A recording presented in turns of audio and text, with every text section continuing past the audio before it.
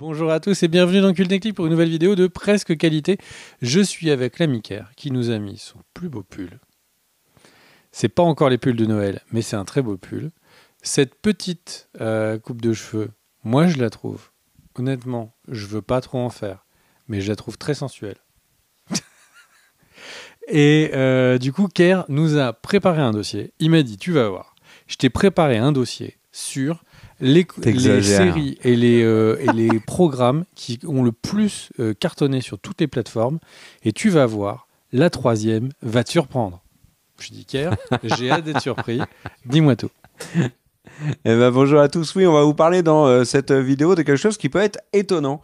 Si on vous demande par exemple quelle est la série la plus regardée sur Netflix ou la plus regardée sur Disney+, eh ben logiquement on pourrait se dire ça va être The Witcher ou Stranger Things ou pour Netflix ou dans les récents par exemple House ou Bodies, etc. Et sur Disney+, on pourrait dire tiens, ça, c'est le Loki ou Ahsoka, c'est logique.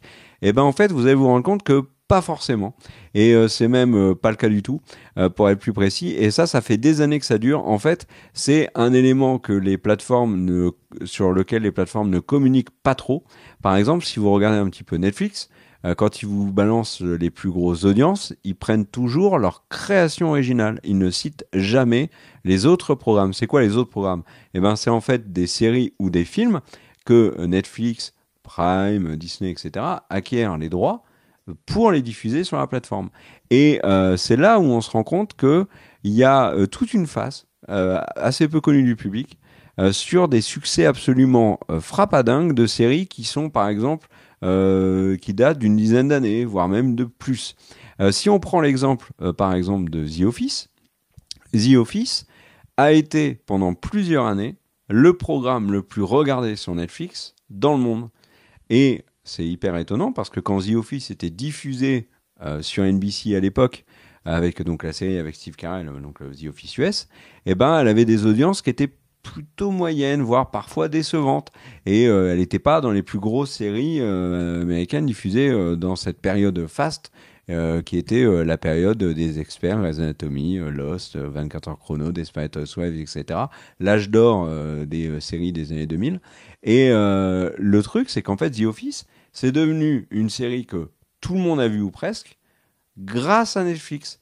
Et en France, grâce à Prime d'abord, et ensuite grâce à Netflix. Et la série est devenue une machine à mème, etc.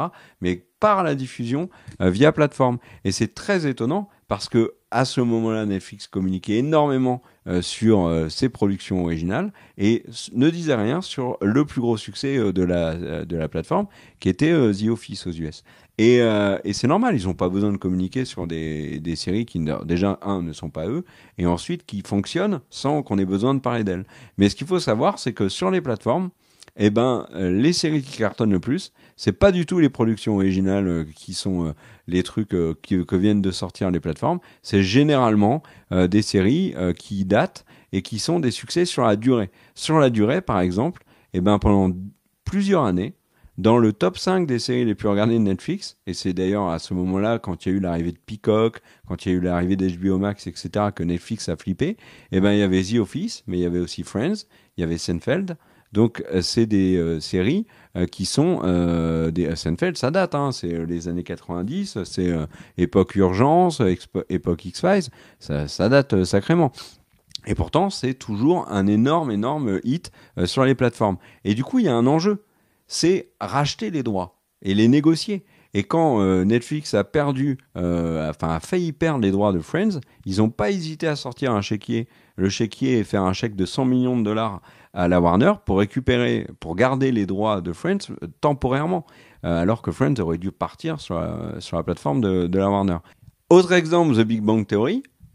En fait, quand la série s'est terminée, CBS a essayé via Viacom de sécuriser le spot de The Big Bang Theory sur leur plateforme à coût de centaines de millions de dollars pour être sûr que ça n'aille pas dans la concurrence. Parce que The Big Bang Theory, c'est un monstre aussi en termes d'audience. How I Met Your Mother aussi.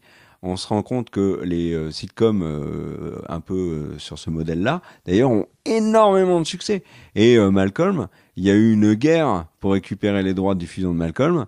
Alors là, actuellement, c'est sur Disney+, si je dis pas de bêtises. Mais pareil, c'était... et pour, par exemple, soyons à la place de la Warner. On a une série qui est un carton sur une autre plateforme. Ils ont tout intérêt à la vendre très cher à l'autre plateforme plutôt qu'à la récupérer pour leur plateforme.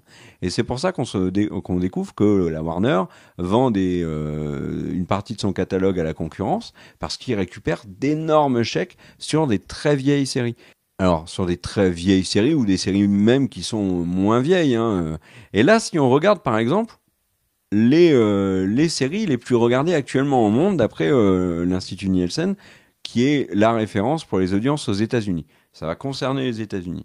Mais depuis plusieurs semaines, et là ça fait, on peut même dire plusieurs mois, la série la plus regardée aux États-Unis est une série qui est terminée depuis des années et qui avait eu un succès lors de sa diffusion qui était correct mais sans plus, qui a eu un énorme boom médiatique lorsque Meghan Markle a épousé le prince d'Angleterre, enfin du Royaume-Uni.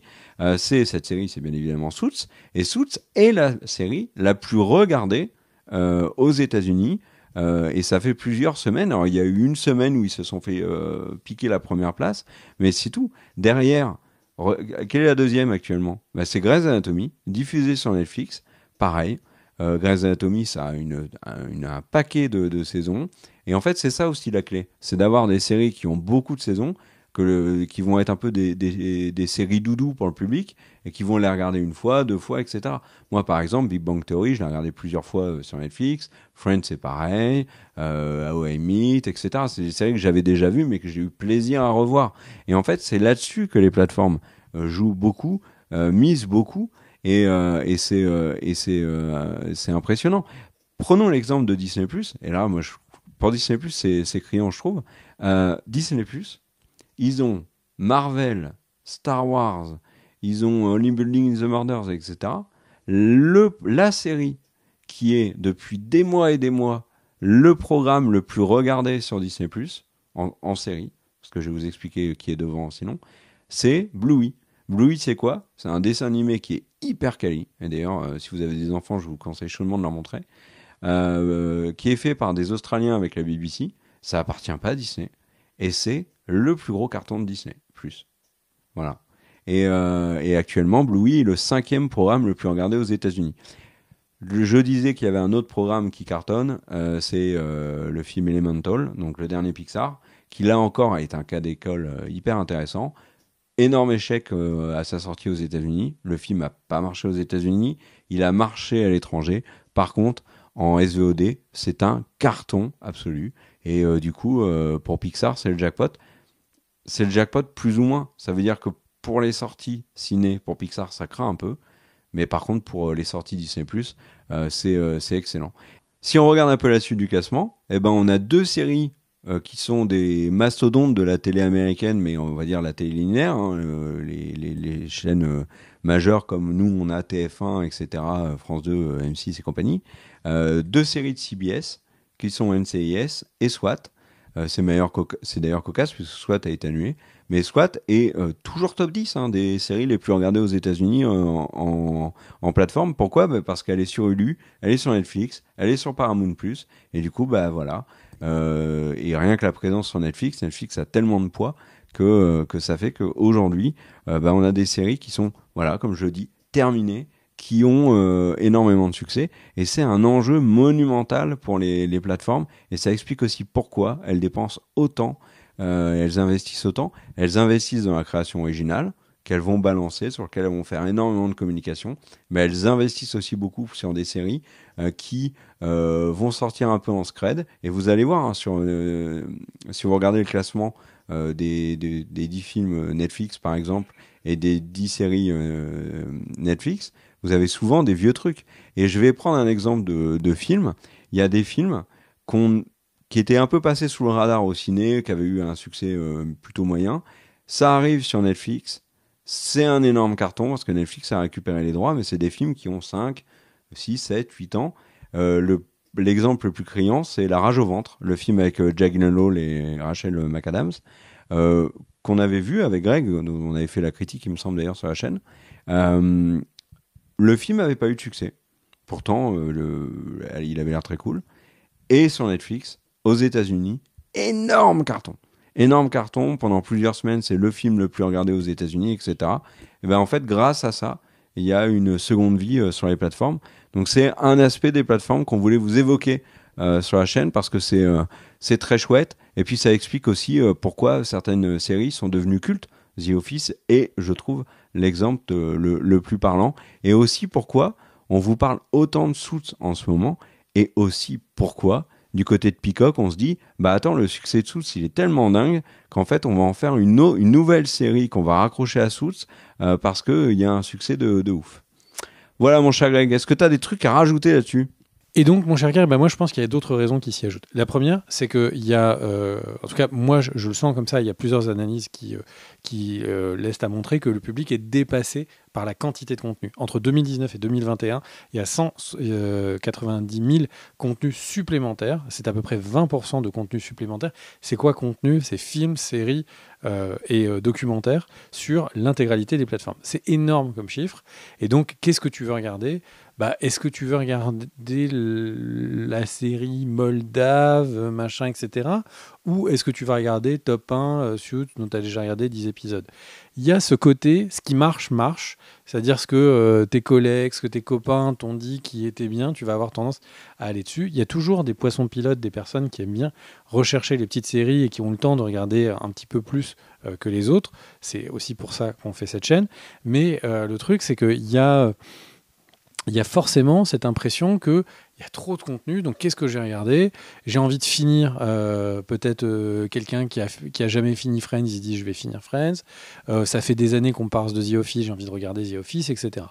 Il y a également aussi, quand on parle de communication, il y a l'emballement des réseaux sociaux, et il n'y a qu'à voir le compte de Netflix France.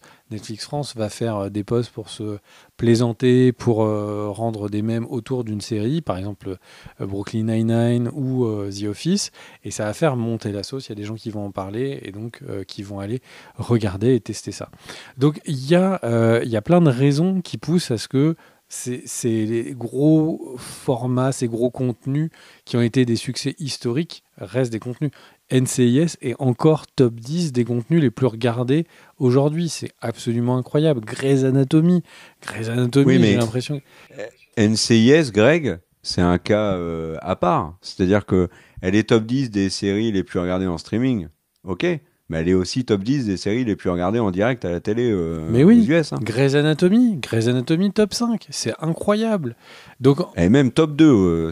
Donc en fait, le truc, c'est que on est sur il y a les séries mastodontes qui rallient tout le monde, le grand public, les niches, etc. Et du coup, ces séries-là sont forcément les piliers et les plateformes se doivent de les avoir pour les pousser. Donc effectivement, c'est quelque chose qui peut être surprenant. Et ce qui est surprenant, c'est les statistiques. C'est-à-dire que là, on dit c'est un peu plus l'un qu'un peu plus l'autre. Mais quand on regarde les statistiques de la différence de taille, c'est-à-dire que Nielsen annonce, donc c'est un outil de sondage de Metrix, annonce qu'il y a il y a 1429 millions de minutes regardées sur Suits. Et si on regarde la première série originale qui apparaît derrière, c'est Netflix en 2 avec Sex Education. Il y a quelque chose qui est au-dessus, qui est Love is Blind, c'est de la télé-réalité, je le mets à part. Et il y a 734 millions de minutes. C'est-à-dire que le plus gros succès de plateforme fait la moitié à peine de du coup ce gros succès fédérateur télé, quoi. Et regarde, Ahsoka, série Star Wars, 3 fois moins de minutes vues. Mais après, c'est aussi parce qu'il y a moins de saisons. Mais je te rejoins complètement dessus. Il y a un truc quand même que je voulais dire, mon cher Greg, et pendant plusieurs années... Dans Cultech League, dans le, tu te rappelles, j'évoquais de temps en temps Grey's Anatomy. Il est top 2 quand même. Il est devant Loki, Mando, etc. Est-ce que c'est pas le moment pour nous de nous spécialiser Enfin, d'y arriver, je vais y arriver, de nous spécialiser dans Grey's Anatomy. Alors c'est dommage parce que maintenant Grey's Anatomy a un énorme carton. Je regarde plus du tout en fait. J'ai au moins 4-5 saisons de retard. Mais il y a un truc par contre qui m'étonne et du coup ça va être lié aux plateformes. Si tu regardes bien un peu les séries les plus regardées, alors déjà c'est vrai pour chaque plateforme. Les séries des séries plus anciennes ont tendance à mieux marcher, on va dire sur la durée que ou en tout cas devancer des séries récentes. Ok, par exemple, si vous regardez sur Max, The Idol, la série avec The Weeknd, elle fait moins de vues là que d'autres séries de HBO, que sont Les Sopranos, Six Feet Under, etc. Ok. Mais il y a un truc qui est évident, c'est qu'on voit aussi la popularité des plateformes avec le classement de Nielsen. Parce que là, le classement de Nielsen, dans les 10 premières, bah, il y a 10 fois Netflix en fait. Non, je dis une bêtise, il y a 8 fois Netflix et 2 fois Disney+. Il n'y a pas HBO, il n'y a pas Max, il n'y a pas Peacock, il n'y a pas Apple, il n'y a pas Prime Video.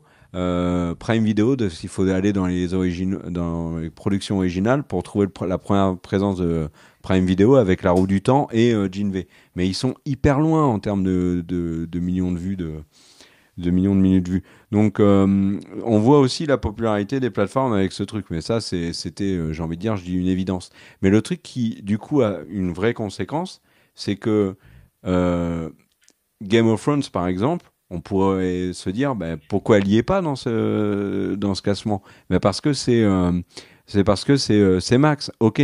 Mais par exemple, The Walking Dead est sur Netflix et elle n'est pas non plus dans le classement.